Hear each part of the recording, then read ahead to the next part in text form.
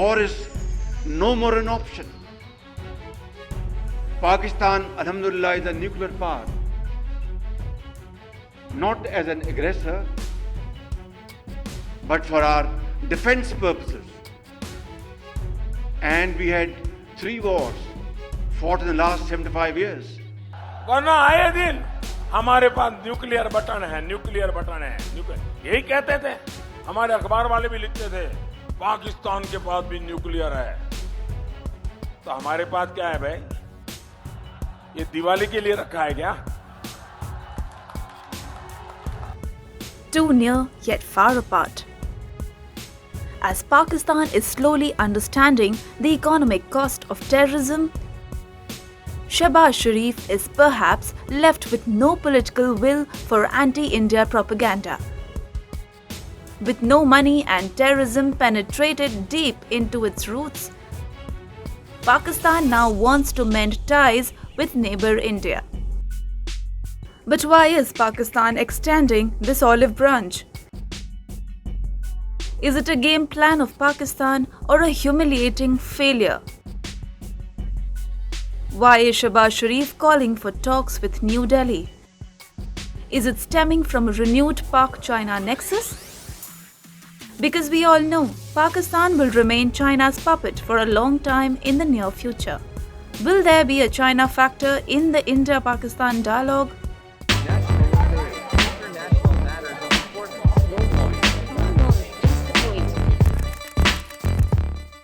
We are prepared to talk to them, provided that the neighbor is serious to talk serious matters on the table. हमने पाकिस्तान की सारी हेकड़ी निकाल दी,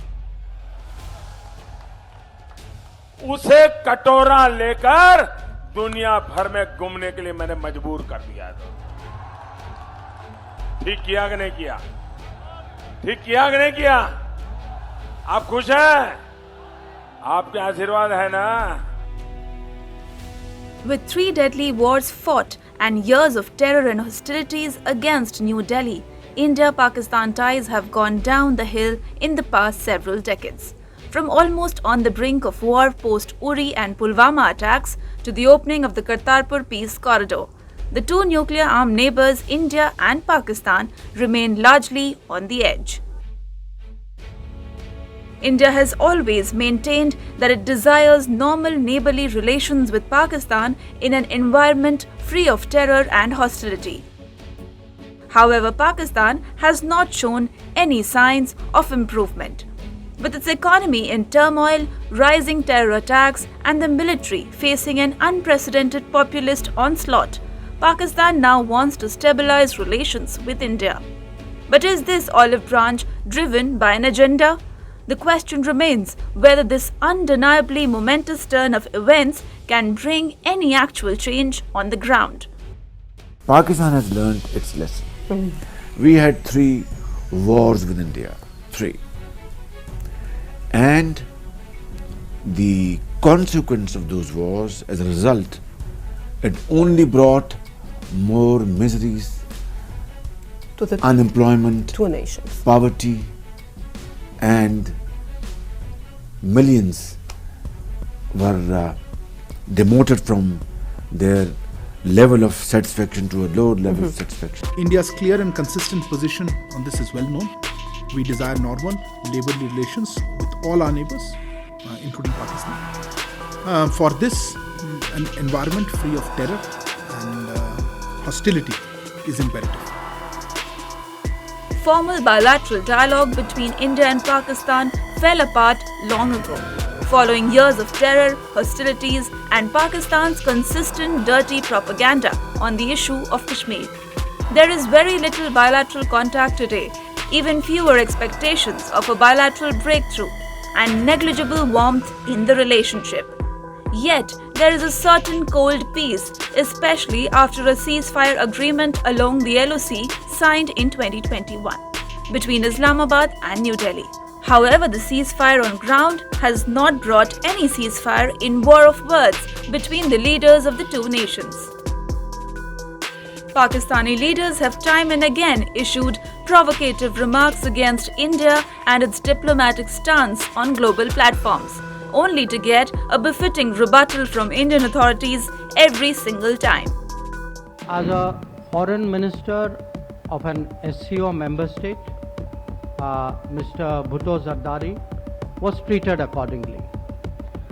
As a promoter, justifier, and I'm sorry to say spokesperson of a terrorism industry which is the mainstay of Pakistan, his positions were called out and they were countered, including at the SCO meeting itself. Obviously हम इस चीज़ को मज़ाहमत करते हैं और वक्त पे एक ऐसा जवाब देंगे कि हमको याद रहेगा, मगर इसका ये करना ही इनका पैटीनेस को दिखाता है.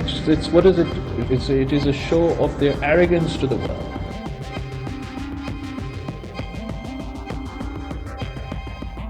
Pakistan is reeling through one of its toughest times.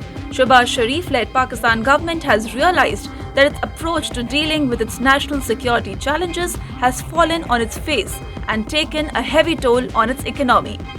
This was especially after the catastrophic floods in 2022 that inundated large parts of the country, leaving it reeling under heavy losses of life and property. Islamabad got a reality check. Even as a suicide terrorist attack by Pakistan in the Pulwama district of Jammu and Kashmir, which left 40 Indian police officers dead, India reached out to Pakistan to help its neighbour amid distress.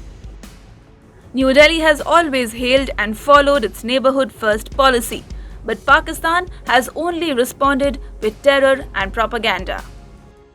Look, regarding the floods that have hit Pakistan, Prime Minister Shri Narendra Modi has shared his sadness at the devastation caused by the floods in Pakistan. You've seen his comments. He has extended heartfelt condolences to the families of the victims, the injured, and all those affected by the natural calamity. So you've seen that. To be honest, if there's anything further on this, I would be happy to share at that time. For the moment, that's all I have to say on the issue of the assistance. Despite humiliating defeat in two wars fought with India in 1947 and 1965, Pakistan seemed to have learned no lessons. However, the 1971 Bangladesh Liberation War brought Pakistan to its knees. From intense engagement, high-value terror attacks, India's befitting and tough responses, Pakistan has aced the drama script, and also with time, the rogue country has become a stooge of China. But the question still remains, what could be the reasons compelling Pakistan to seek peace with India? The Narendra Modi government's policy on Pakistan is clear that terror and talks cannot coexist, and Pakistan doesn't seem to be changing its ways, nor can it dictate the terms of negotiations. So will this deadlock ever end? And if it will, how will that happen?